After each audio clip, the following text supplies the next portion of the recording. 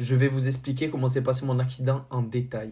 Du coup, l'accident s'est passé exactement ici, sur l'autoroute du littoral. J'étais ici à 70, je roulais et une voiture, elle a débarqué au dernier moment et elle a tourné ici, elle m'a tapé l'avant gauche de la voiture. Ma voiture, elle s'est tournée et là, je me suis vu face au terre-plein à 70 km/h. Je pouvais rien faire, je regardais ma gadji, je lui dis tiens-toi.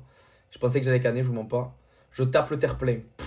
On tape, on monte par-dessus, on fait des tonneaux jusqu'ici. La voiture, elle s'arrête ici, on est à l'envers.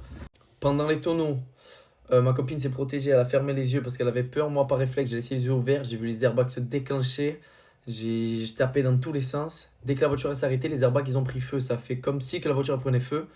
Premier réflexe, j'appuie sur la ceinture de ma copine. On était à l'envers, ça veut dire elle tombe. Je lui dis sors, sors. Et elle arrive à sortir. J'étais soulagé un petit peu parce que du coup, elle arrivait à bouger. Moi, j'ai réussi à sortir.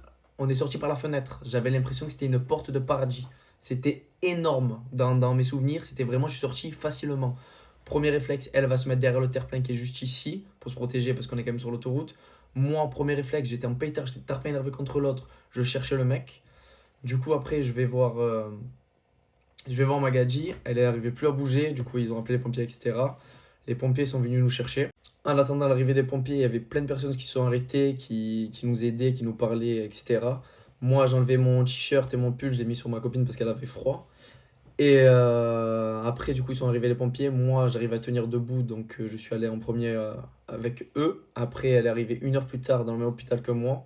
On était dans une chambre séparée, ils m'ont fait tous les tests. Moi, ils m'ont fait radio cervicale, radio lombaire, ils m'ont fait des échographies au poumon et au ventre. J'ai juste une suspicion de côte fêlée. J'attends les résultats du médecin. Et elle, du coup, elle vous dira ce qu'elle a eu. Une fois mes résultats finis, j'ai pu la retrouver dans sa chambre à elle en attendant tous ses tests à elle. Et on a pu rentrer la nuit ensemble. On a évité le drame. Je vais vous montrer l'état de la voiture. Et vous allez voir par vous-même que c'est incroyable que je suis en train de vous faire un TikTok. Du coup, voilà l'état de la voiture. Vous avez vu le trou qu'il y a juste ici. Ma tête, en plus, je touchais presque. Franchement, c'est incroyable. Et ça, c'est l'autre côté, les gars.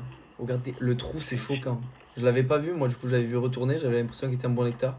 Tout ça pour vous dire, faites attention en voiture, c'est très dangereux. Moi, c'était un jeune avec une voiture volée qui m'a explosé, mais ça peut être un père de famille qui perd connaissance, qui s'endort. Donc, faites vraiment attention. Fumez pas, buvez pas au volant.